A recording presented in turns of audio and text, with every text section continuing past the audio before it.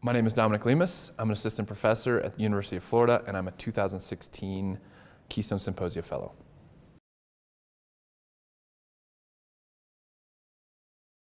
I was selected last year to serve for the Kidney, Nutrition, Obesity, and Diabetes Study section.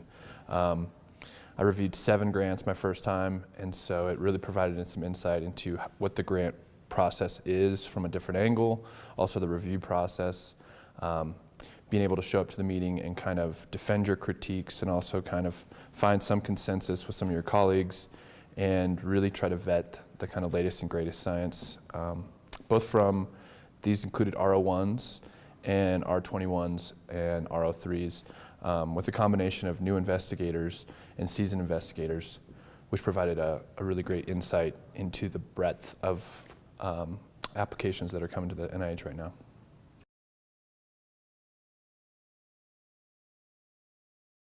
So this experience is, I think, invaluable for a lot of ways. One, you get to network, so there's a lot of great people on study section. Depending on your study section, I think it's a great opportunity to network with people who are leaders in the field, have been successful with their own grant writing. So I think the networking was huge. Also, it takes away some of the intimidation of writing grants. So after you review 9 or 10 R-level research proposals, you really get a feel for what's the kind of content that would go in an R03, what's the kind of content that would go into an R21. For the R01s, you really get a feel for how teams really position themselves, their resources, the type of preliminary data that they put into their grants, and then also there's just kind of an art to good grant writing, and you get to see that.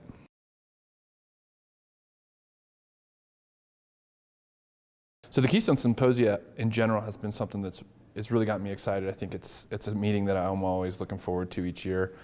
So I attended the conferences several years before I applied for the fellowship program. And then the fellows program, being able to learn how these meetings are organized, the type of people they bring in to really create a great schedule each year, and really try to do service to a lot of the different hot topics within molecular and cellular biology has been really great.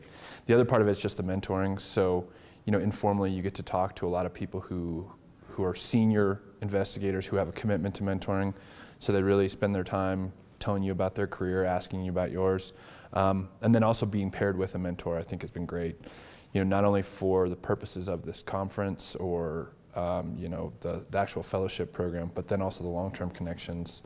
It's another friendly face that you can kind of ask questions about your career, and so it's been a great experience.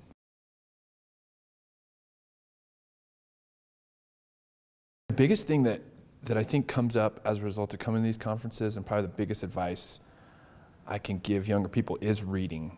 So one of the things I think really sets the folks who present and organize these conferences is how much knowledge they have across a discipline, and how much fun they have discovering this and kind of investigating it.